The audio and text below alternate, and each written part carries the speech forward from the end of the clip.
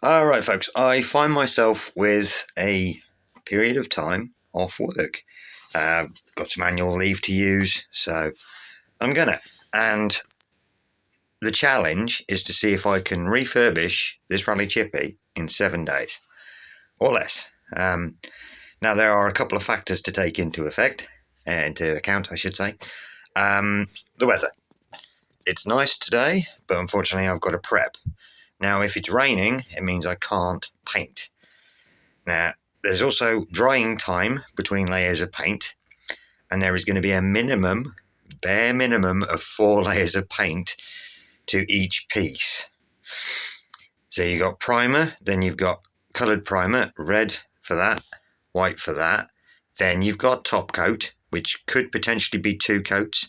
Then there's lacquer. So that's a minimum of 4, potentially 5 coats of paint for each piece.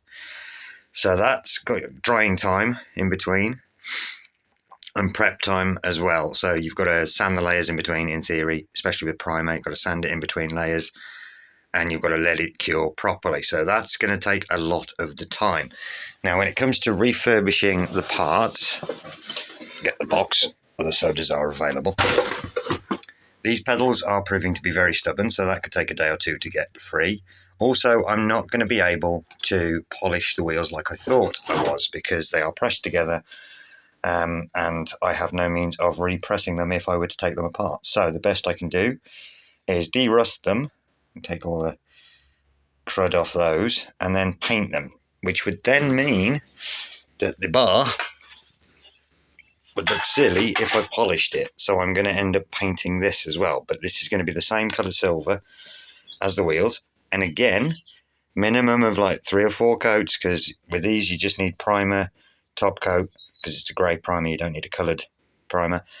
Grey primer, silver top coat, and then lacquer. So that's another 3 coats, another couple of days of drying time. So that's the fun part. Then when it comes to the seat, I said I wanted to bolt them together, bolt everything back together, and this rivet is preventing it. Now what I'm going to do is I'm going to drill as big a hole as I can deem safe in the bottom there, because you won't see it because it'll be mounted that way up.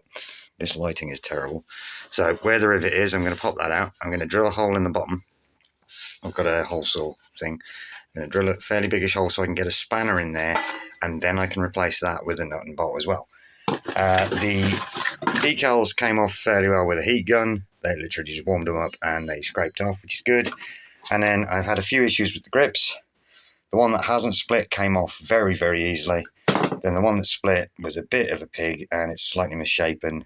So I'm going to have to heat that up and bring it back to its original shape because it's almost like a thermoplastic kind of thing. But yeah, so that came off with a heat gun. That one fought me.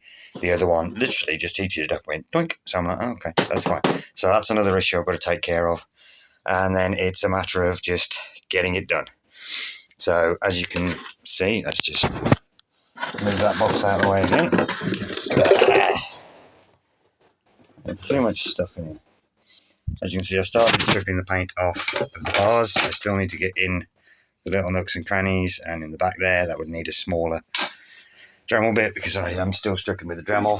Then it's several passes with just some normal sandpaper to get rid of this paint remnant and stuff, and I've got to do that for that, and then I've got to worry about the wheels. So today the aim is to just strip the paint off these, get it as prepped as I can.